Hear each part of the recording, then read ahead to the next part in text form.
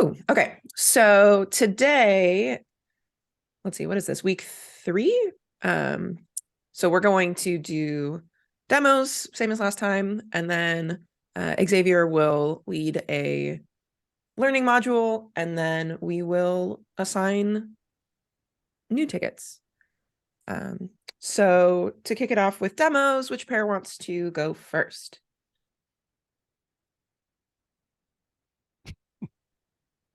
We do this every week.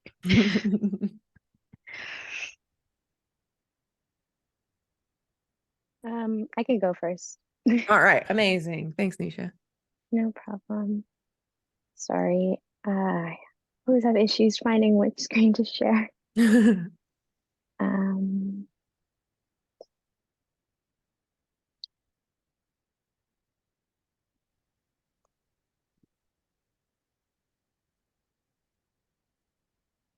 there.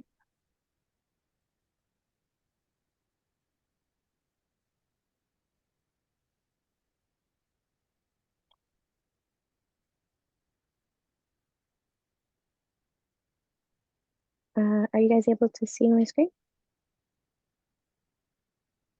Okay. So this week, Nina and I added a feature to be able to filter through the list.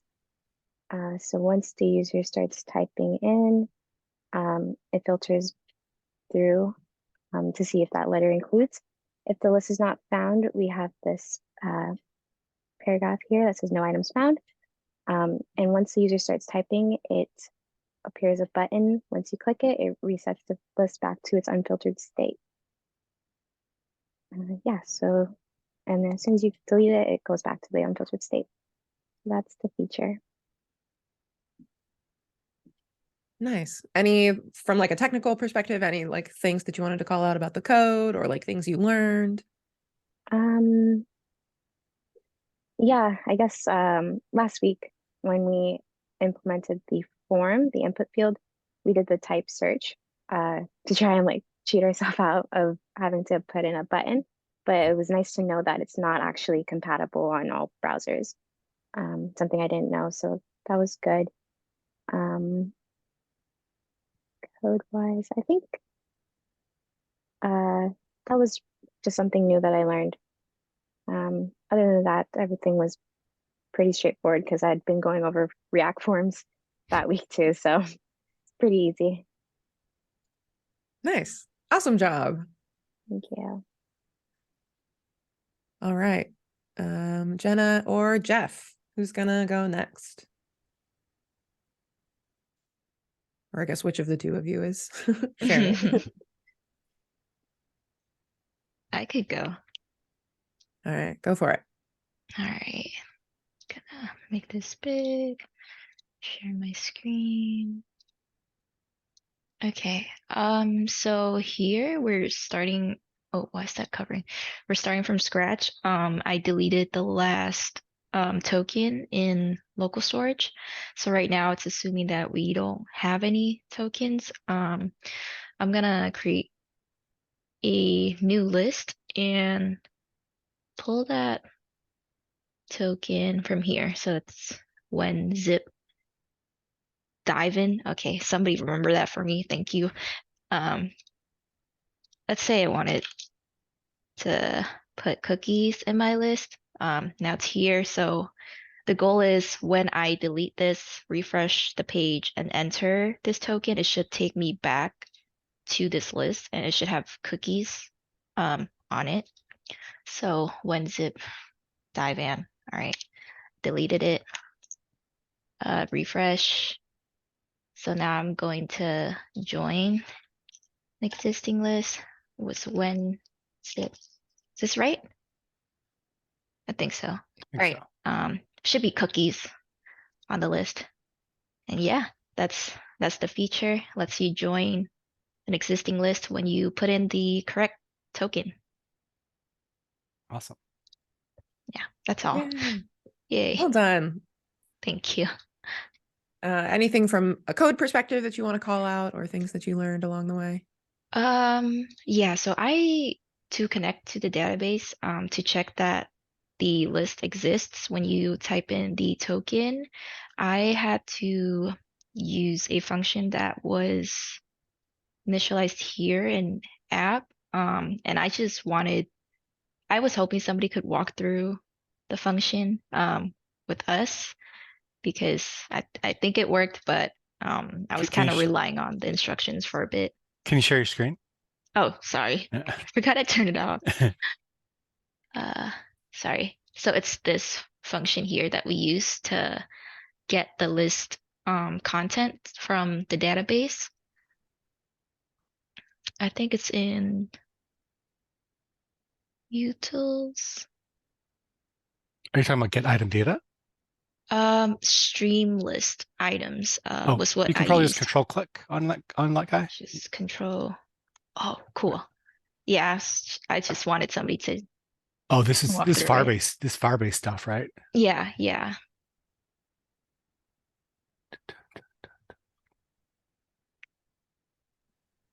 Yeah, maybe if you post the name of the function again in the channel, and then maybe after the call, the mentors can take a look. Okay. All right.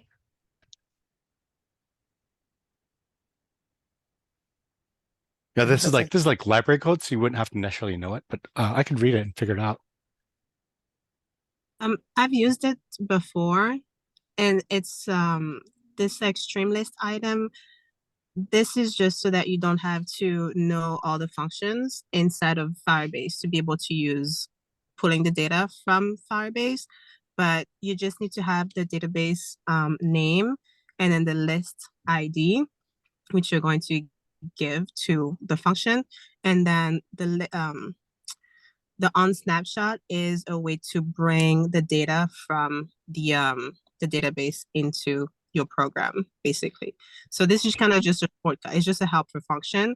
If you were not to use that, you just have to use what's inside of here to be able to make it work. Yeah, basically. Gotcha. Thank you. Does that help? Mm-hmm. Yeah. Okay. Cool, cool. Is the Yeah. list ID the token you pass in? I'm sorry. Is the list ID the token you pass in?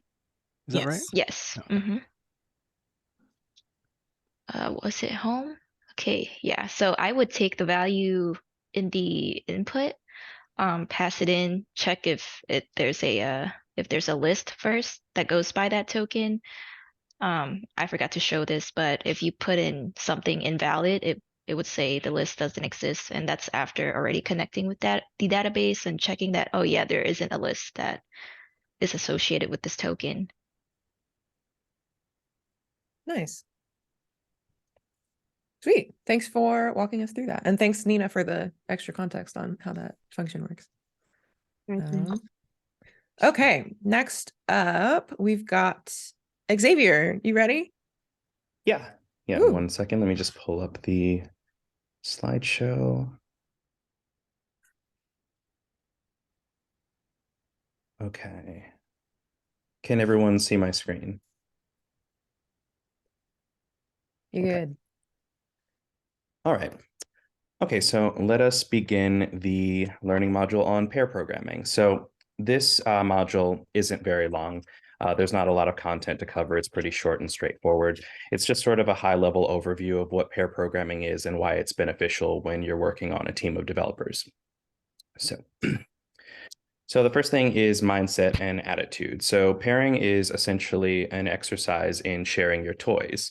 It's more efficient to go with your pairing partner's idea rather than arguing on approach. And that's kind of why we have established roles in pair programming, which we'll go over in just a little bit. So you should embrace doubt and possibility. So typically, when you are pairing with your partner on any sort of project or problem, there will likely be a scenario where neither of you has any idea of how to proceed with solving the problem. So it's not about teaching or mentorship. It's more a learning experience for both the navigator and the driver. So the driver's role is to seek agreement before proceeding, and then the navigators are expected to ask rather than tell.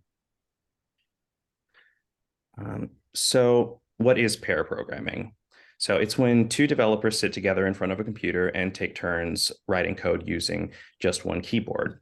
And like I said just a second ago, when you are pairing, there will be two roles. So there will be one driver and at least one navigator, depending on the size of the team working on the problem. So the driver is the person who controls the keyboard. They're responsible for actually writing the code.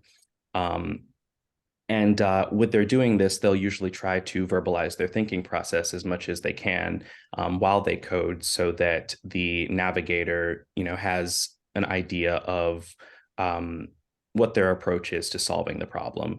The driver is usually expected to think low level about the code, as opposed to the navigator, who has more of a bird's eye view. The navigator, their role is essentially, as you would expect, to guide the driver, paying attention to the code that they're writing, offering guidance, giving input whenever it's needed, and finding answers to upcoming questions and challenges. So their role is essentially to act as a sounding board for any ideas that the driver is coming up with, just to make sure that everyone's on the same page when they're implementing these changes in their project. So I said earlier that when you are pairing, you'll usually be working on the same computer using the same keyboard. Now, obviously, that's not how it's going to work if you are part of a remote team. The setup is going to look a little bit different. And there are a lot of different tools that can make remote pairing a lot easier and more collaborative. But you can get it done with a very simple setup. So this is the process for pairing remotely. Two developers will hop on a video call, and one of them, the driver, will share their screen. The driver will code while the navigator provides feedback and asks questions. And then once the change has been implemented and everything looks the way it's supposed to, and when it's time to hand off the code and switch roles, the driver will push their code to the remote repository, and then the navigator will pull it down, and they'll switch roles. And just an aside, so I know that I have not stopped shilling that tool, Mob. I keep bringing it up. I apologize, but I just can't really stress enough how useful it's been for my team, because it completely eliminates step 3. You don't have to push the code to the repository and have someone pull it. You can just immediately hand it off with a single command to the terminal. And that's really useful because pushing code to the repository and committing your changes can be a point of friction when pairing, because a lot of the time you won't really want to commit code unless you're sure that it looks exactly the way you want it to look, and make sure it's all tied up in a neat little bow. And that just sort of eliminates that point of friction. And then once the navigator has received the driver's changes, they switch roles and they start back at step 1. I think that it's typically a good idea to time box everyone's turn. On my team, we normally set a timer for 15 minutes, and then we switch roles when the timer goes off. So I'm curious to see, how this aligns with, your pair programming experience so far. Obviously, you guys have done quite a bit of pairing over the last 3 or 4 weeks. And yeah, we're just interested to see, what has your process looked like? What are some ways it could have been more efficient for you? Are there any changes you'd like to make that would make pair programming sessions more collaborative? And if, no pressure if nobody has anything to say, just thought I'd ask. I can start. I just want to say thank you for recommending the Mop tool. Nina and I used it this week, and I absolutely loved it.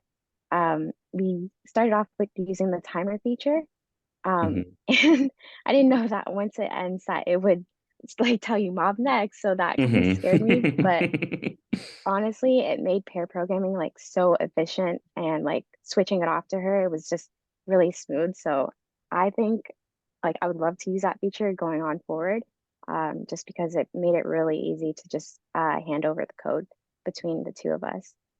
Yeah, I recommend that to anyone who is programming on a team, because it just makes the process so much smoother.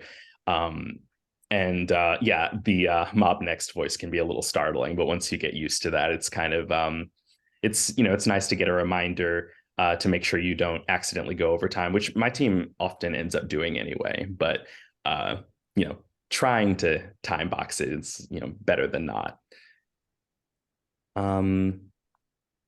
And here are just some links for you to learn more about pair programming.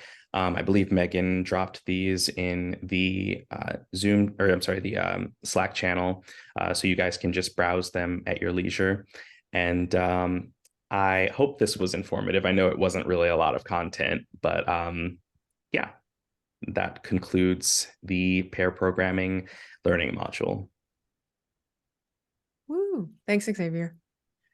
I know we talked about this a little bit in our retro last week, but are there any like challenges that you all are still having with pairing, or questions about anything? Okay, sweet.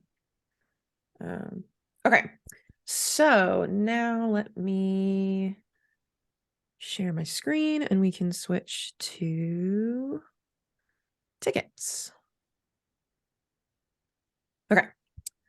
So let's see so our pairs for this week. This is week 4. Okay, so we have Jenna and Nina and Jeff and Nisha. Oh my God. Okay, so first ticket, as a user, I want to see a welcoming prompt to add my first item if my list is empty, to help me get oriented to how the app works. So this is for like the onboarding experience. If you are just getting started, adding some instructions so that the user knows what to do. There's a little example wireframe here with a button to link, or I guess a navigation tab. So a link to the add item page. So that's one ticket. And then the second ticket, I guess let me move this to in progress.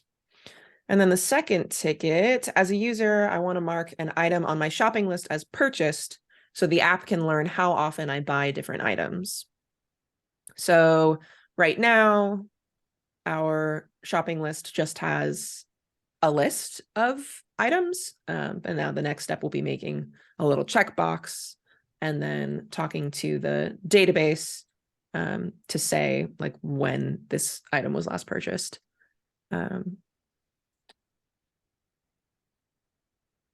Yeah, so a little bit of front end, a little bit of back end. Any questions about either of those two tickets before we assign them? Okay, sweet. So let's see. Who would like this first one? Adding the welcome prompt.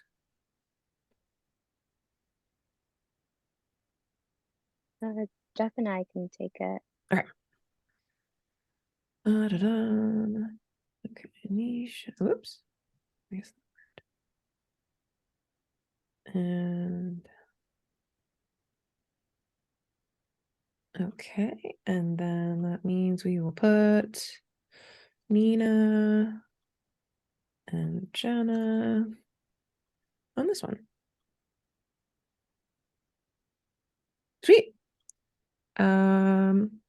Yeah, so as always, I'll put some threads in the Slack channel for scheduling pairing time. And then if you have any questions, you can drop them in the Slack. But yeah, that's all that we had for today. So super speedy. Can I just say one thing? Yeah, go for it. I have a little branch, if you guys are interested in unit testing, it sets up Jest, which is a test runner for React. So I don't know if you guys are interested. It's maybe a little more advanced, but unit testing is something that's very prevalent in the industry. And it's pretty cool to be able to write tests and like see your stuff work or not work. I will write more about it if y'all are interested. If you just want the base setup, you can just merge my branch with your branch and it should all be set up. But I don't have any good sample tests there yet. So I'll probably work on that later. But Nice. Did you want to demo anything or just like I can show a bit of it, but I Okay. can't remember all the again, I'm gonna have to switch from like Python into JavaScript. Can't remember. Good brain exercise. This is good brain exercise. What are we doing here? Okay. Is this sharing? Are we cool? Yeah. All right. Just real quick, has anybody done any testing yet of the Collabs? No? All right, sweet. Cool. Cool. Can you make your words bigger? Yes, I can. Thanks. Absolutely. I can't remember what I was doing here. What was I doing? That was a doing thing. Is that the right one? Yeah. Cool. Amazing. We can kill that. We don't care. Oh, I had to do a lot of ugly, gross, weird setup stuff, which you don't have to worry about. And you usually don't have to worry about because when you go into a company, it's already set up. Cool. What was I doing? That was the thing with over here. Oh, where was I? I guess before we get too deep into the code, do you want to do a quick sort of high level, like why do we care about testing? Okay, sure. Why do we care about testing? High level writing tests sort of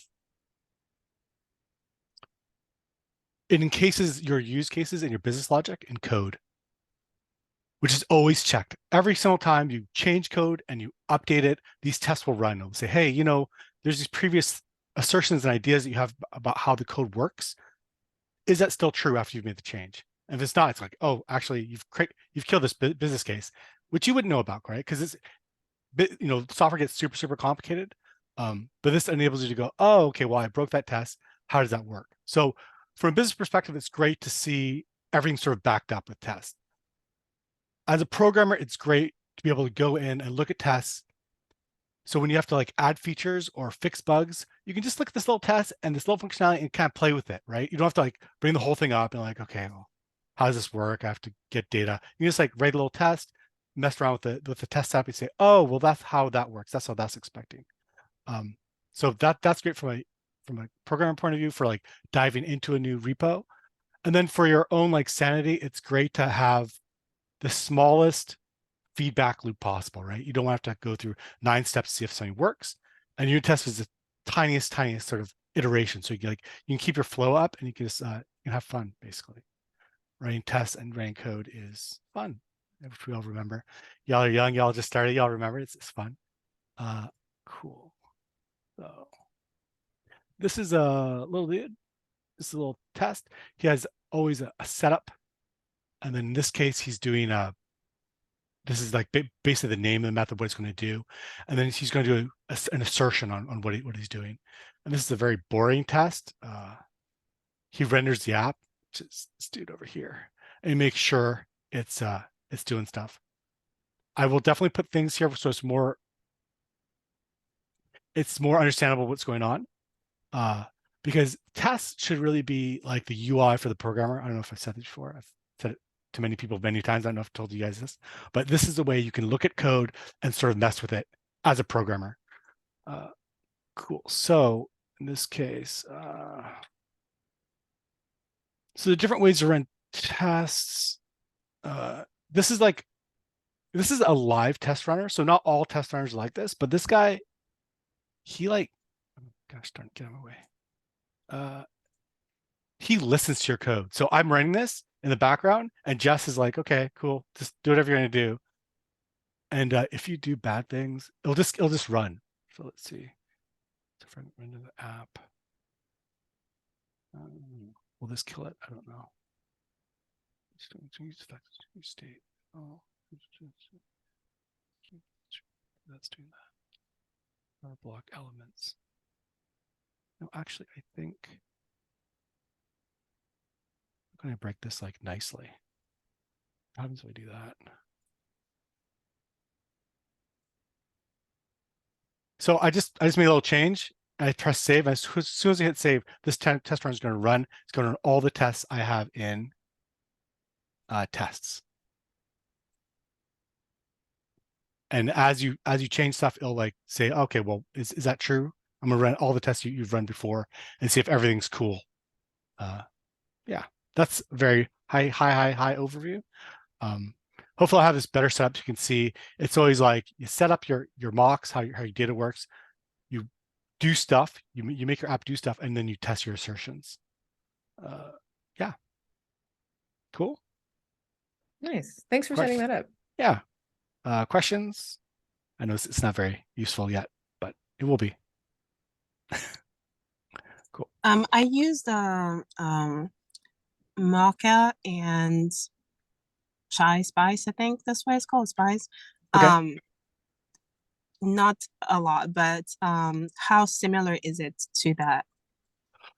All test frameworks are very similar. There's always some sort of mocking framework where you fake out certain elements that you're like, I don't have to set that up. I'm just going to mock it.